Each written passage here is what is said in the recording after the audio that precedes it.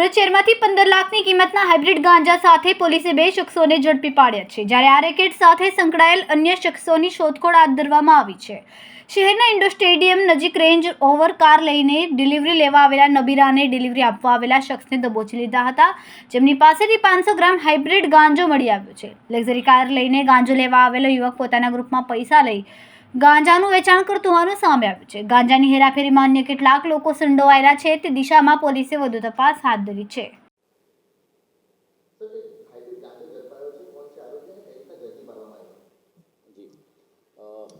હાલમાં સુરત શહેર police commissioner Shri Gehlot સાહેબ દ્વારા no drugs in Surat city campaign ચલાવવામાં આવે છે.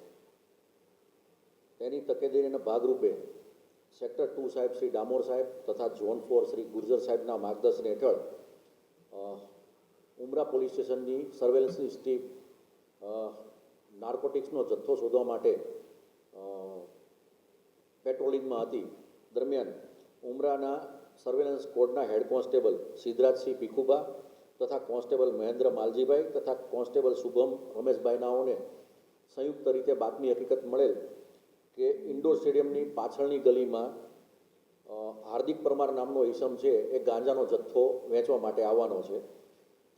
તેવી માહિતી મળતા સર્વેલન્સ સ્ટાફના માણસો અને પોલીસ ઇન્સ્પેક્ટર શ્રી ઉમરાના દ્વારા તાત્કાલિક પંચો લઈ અને સદર જગ્યા પર રેડ કરતા રેન્જ ઓવર ગાડીમાં 2 ઈસમો મળી આવેલ અને એમની ઝડપી કરતા 500.52 ગ્રામ હાઇબ્રિડ ગાંજો મળી આવેલ, જેની કિંમત થાય છે 15 લાખ રૂપિયા.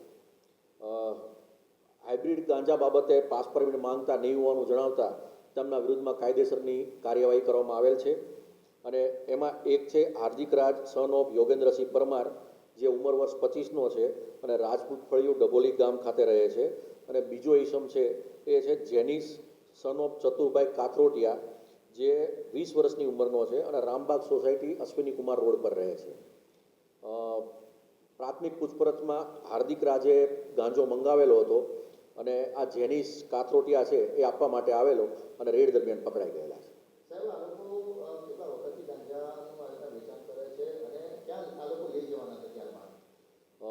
એ બાબતની પૂછપરછ હજુ ચાલુ છે. આરોપીઓના CDR મંગાવવામાં આવ્યા છે અને એના ઉપરથી આગળનું ઇન્વેસ્ટિગેશન ચાલુ છે.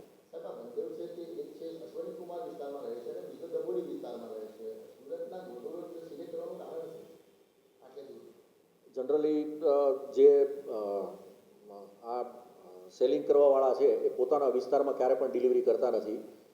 પોતે પકડાઈ ના જાય કે એની ઓળખ થતી ના થાય એના માટે જ્યાં વધારે ભીડભાડ રહેતી હોય કે એવું રહેતું હોય એવી જગ્યા પસંદ કરે છે.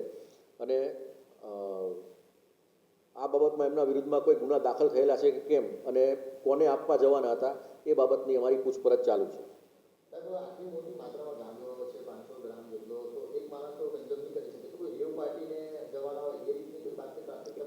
એ બાબતમાં તપાસ ચાલુ છે.